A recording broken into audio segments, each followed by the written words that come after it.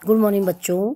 आज 5 फरवरी 2023 में संत रविदास जी के जन्मदिन मनाया जा रहा है। उनकी एक कहावत है, मन चंगा तो कठौती में गंगा। तो ये कहावत कैसे शुरू हुई, इसकी एक कहानी में सुनाती हूँ। एक ब्राह्मण था, रविदास जी के पास जूता बनाने के लिए आया और तो तब रविदास ने पूछा कि तुम कहाँ जा रहे हो। उसने कहा कि मैं गंगा स्नान करने के लिए जा रहा हूँ। तो जूता की जो बनवाई होती है ब्राह्मण रविदास को देने लगा। तो रविदास ने कहा कि ये पैसा गंगा मैया में चढ़ा देना। जब पंडित गंगा में स्नान करने लगा तो उसने कहा कि ये रविदास के नाम का पैसा है, माँ इसे ग्रहण करें। तो जैसे वो गंगा जी में पैसे डालने लगा, वैसे ही गंगा जी से एक हाथ निकला और उसके हाथ में एक कंगन था और ब्राह्मण को दिया। ब्राह्मण ने ले लिया, बड़ा खुश हुआ। वो सोचने लगा कि रैदास को कैसे पता चलेगा कि ये कंगन जो है उसके नाम पे मिला है। तो और कहा उसने कि मैं राजा जी को दे दूंगा तो शायद कुछ पैसा मुझे दक्षिणा मिल जाएगी। और वो दरबार में गया, राजा जी को दे दिया।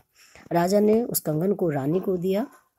रानी ने देखा तो बहुत खुश हो और उन्होंने कहा कि मुझे दूसरा कंगन भी चाहिए। वो जिद करने लगी।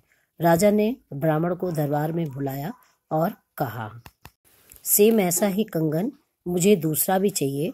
अगर नहीं ला के देते हो तो मृत्युदंड का तुम्हें भागी बनना पड़ेगा। अब ब्राह्मण परेशान कि मैं क्या करूं। वो दौड़ा दौड़ा रविदास जी के पास गया और उन्होंने रविदास जी से कहा कि सारी बातें बताई। तो उन्होंने कहा, परेशान मत हो, मैं कुछ व्यवस्था करता हूँ।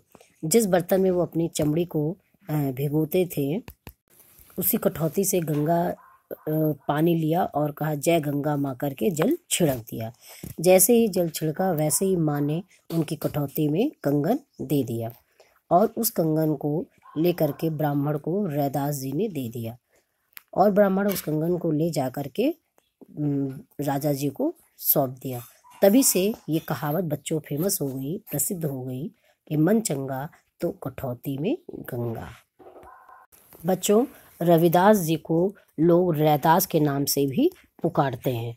तो बच्चों, आपको यह दोहे का अर्थ बहुत अच्छे से समझ में आ गया होगा। तो इनको आप कॉपी में लिखिएगा और इनको याद करिएगा।